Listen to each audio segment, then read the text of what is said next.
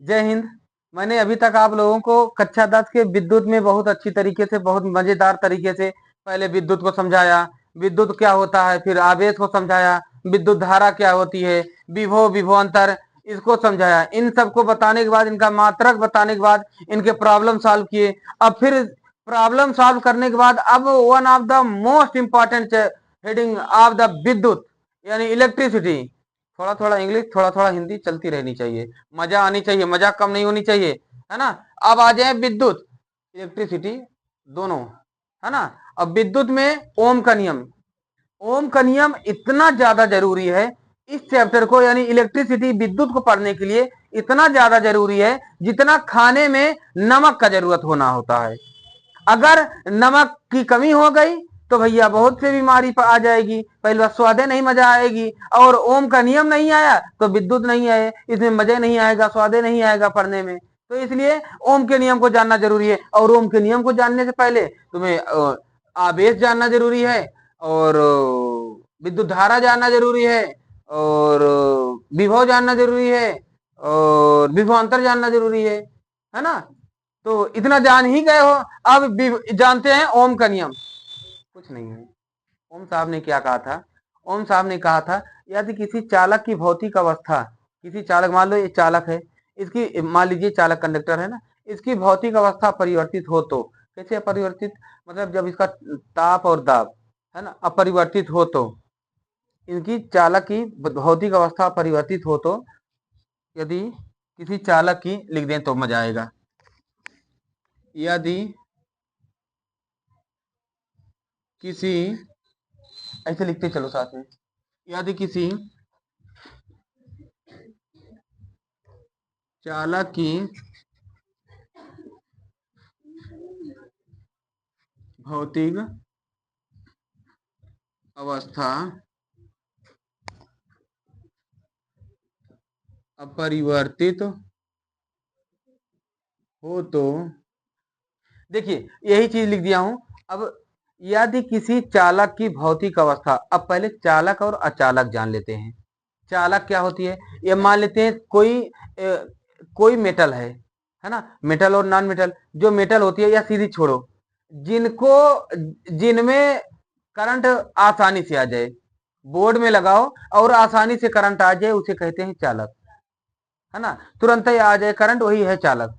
बस, और ज्यादा दिमाग का नहीं लगाना है ना। बस यही समझ लो, जिसमें आसानी से करंट आ ही जाता है वही है चालक, और जिसमें लकड़ी में करंट आएगी वो अचालक है ना। इसको चालक बनाने के लिए इसको बाहरी चीज की जरूरत पड़ेगी, तो बस यही जान लो, है ना, जिसमें करंट आ जाती है वही है चालक, है ना। यदि किसी चालक की भौतिक अवस्था, भौतिक अवस्था क्या होती है? जिसे तार की लंबाई हो गई, और इसका ताप हो गया, दाब हो गया। कभी कभी देखो, करंट, बल्ब जला, वो बटन दबाते ही तार गर्म होने लगती है ना। तो अगर ऐसी अपरिवर्तित हो तो इनके सिरों पर विभवांतर, मैंने पहले बताया ना, विभवांतर सिरों पर ही चालू होता है। पहले यहां चालू होगा, फिर यहां होगा, फिर यहां होगा, फिर यहां होगा, फिर यहां होगा, फिर धीरे धीरे एक समय ऐसा आएगा कि सब विभवांतर इसका समान हो जाएगा, फिर ये विभव पूरा भी हो जाएगी, है ना। एक समय ऐसे आएगा, मतलब जिससे यहाँ पर करंट लगी है, पहले चालू होगी इनके सिरों से ही, पहले यहाँ चालू होगी, फिर यहाँ होगी, फिर यहाँ होगी, फिर यहाँ, यहाँ, यहाँ, यहाँ होते होते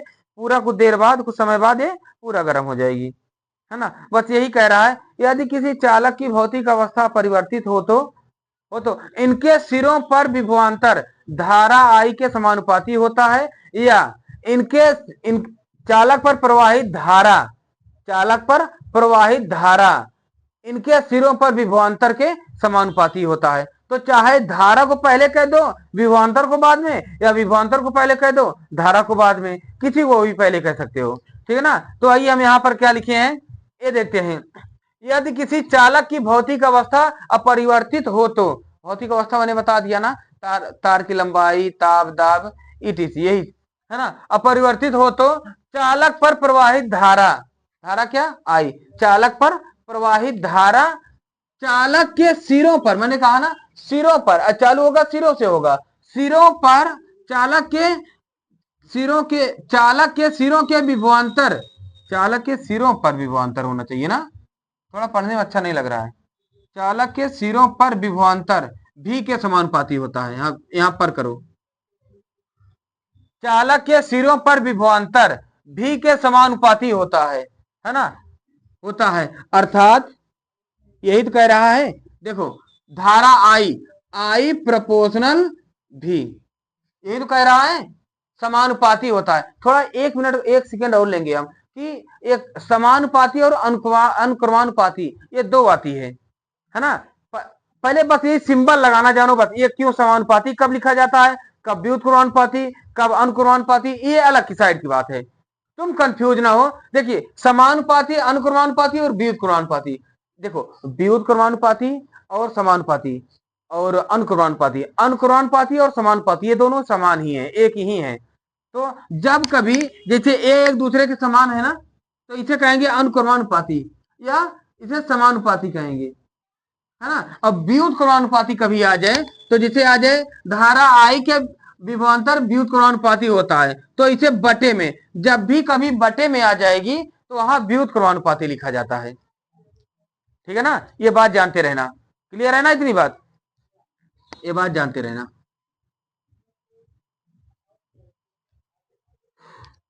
ठीक है ना।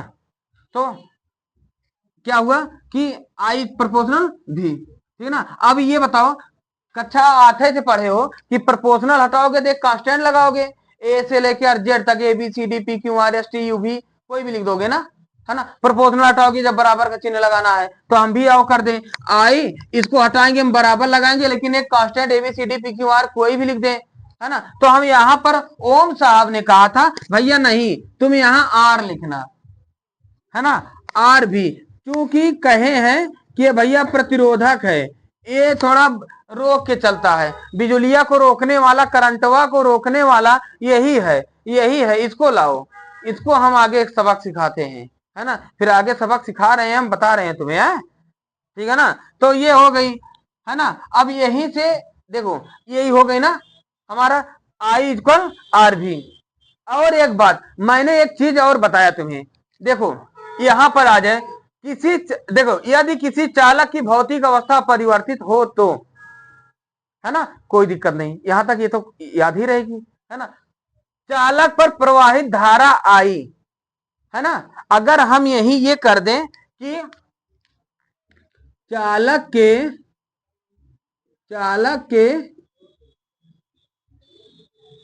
सिरों पर विभवांतर भी तथा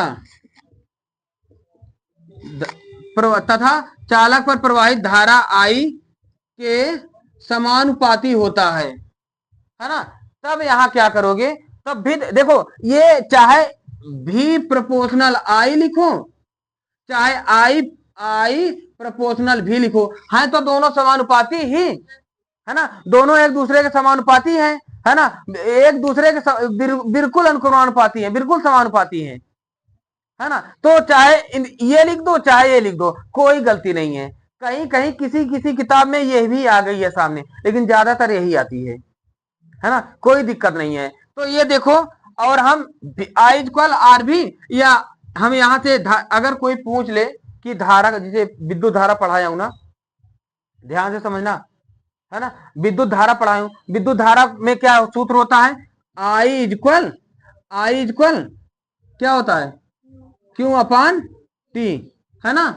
तो यहां क्या कहे हो, आवेश एकांक समय में आवेश के अनुपात को विद्युत धारा कहते हैं, या आवेश तथा समय के अनुपात को विद्युत धारा कहते हैं, ये करे हो। यहां भी देखो विद्युत धारा आई है ना, तो ये प्रतिरोध तथा विभव के गुणनफल को विद्युत धारा कहते हैं, कोई दिक्कत, जो भी होगा डिफिनीशन तो अपने आप बना ही लोगे ना, डिफिनीशन, रट्टा मारना बंद यार, रट्टा कितने दिन तक मारोगे, रट्टा मारना बंद, हर फिजिक्स हो केमिस्ट्री हो समझो ज्यादा, जितना समझ गए बेड़ा पार, है ना, जो समझ गया समझ लो उसकी बल्ले बल्ले, जो नहीं समझा समझ लो कभी नहीं पड़ेगी पल्ले, है ना। तो ये बात ध्यान दे लेना कि समझना, हर एक चीज समझना। अब यहीं से देखो, पहले हम लिखते हैं लेकिन एक बात इसे समझते चलो, देखो जहां जहां आई इक्वल विद्युत आर इक्वल विद्युत प्रतिरोध,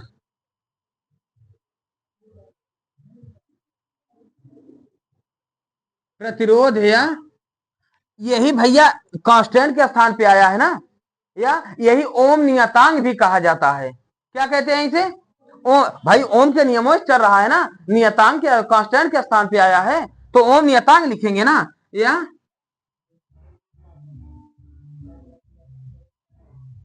या ओम नियतांक, समझ गए।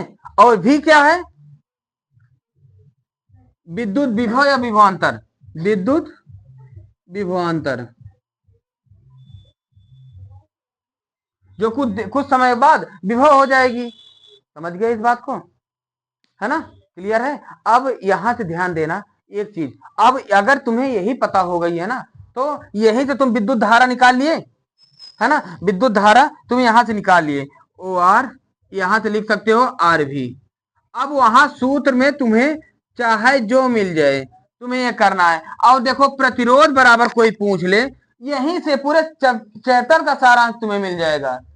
अगर प्रतिरोध कोई पूछ ले, प्रतिरोध को आर से व्यक्त करते हैं ना, देखो आर इक्वल क्या हो जाएगा? आई बाई भी, आर इक्वल आई बाई भी। देखो प्रतिरोध क्या होगा, ध्यान से समझो, बहुत मजा आएगी। ए आई क्या है? विद्युत धारा। भी क्या है? विद्युत विभव या विभवांतर, है ना। तो विद्युत धारा तथा विभव के अनुपात को विद्युत प्रतिरोध कहते हैं, है ना।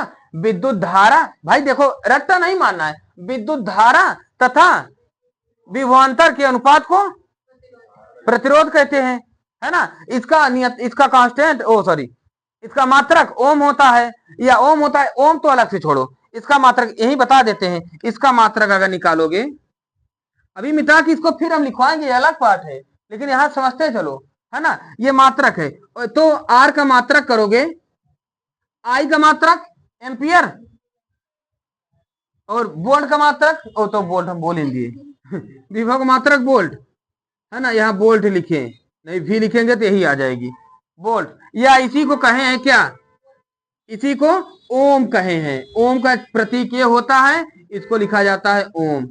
कोई कोई ओम ऐसे लिखता है, तो कहीं कहीं ऐसे लिखते हैं, है ना। समझ गए इस बात को। अब या यही इसी को ampere, ampere volt, volt inverse कहते हैं। समझ गए इस बात को।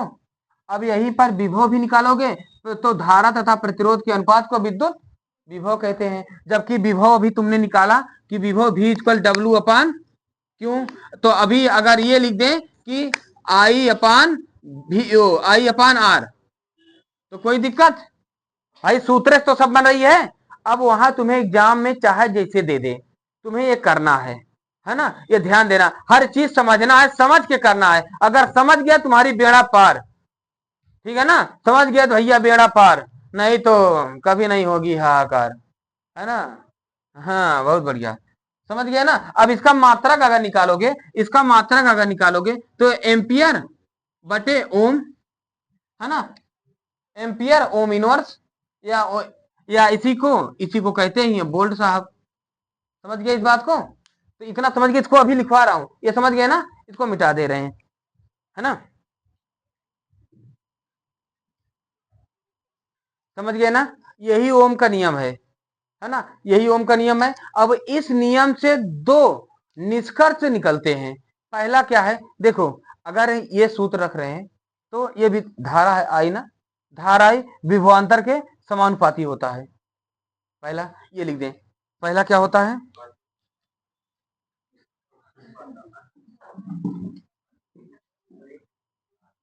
पहला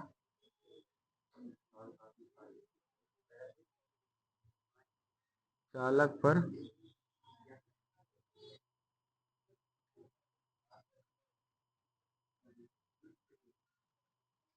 पर प्रवाहित धारा,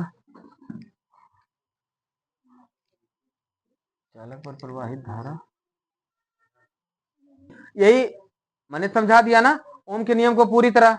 अब ओम के नियम को समझने के बाद ये जो निष्कर्ष इनका निकलता है, इनको बखूबी पहले समझ लो, है ना। इनको समझने के लिए तुम्हें ये जानना ये जरूरी है, पहला क्या कह रहा है, देखो ये धारा आई विभवांतर के समानुपाती होता है।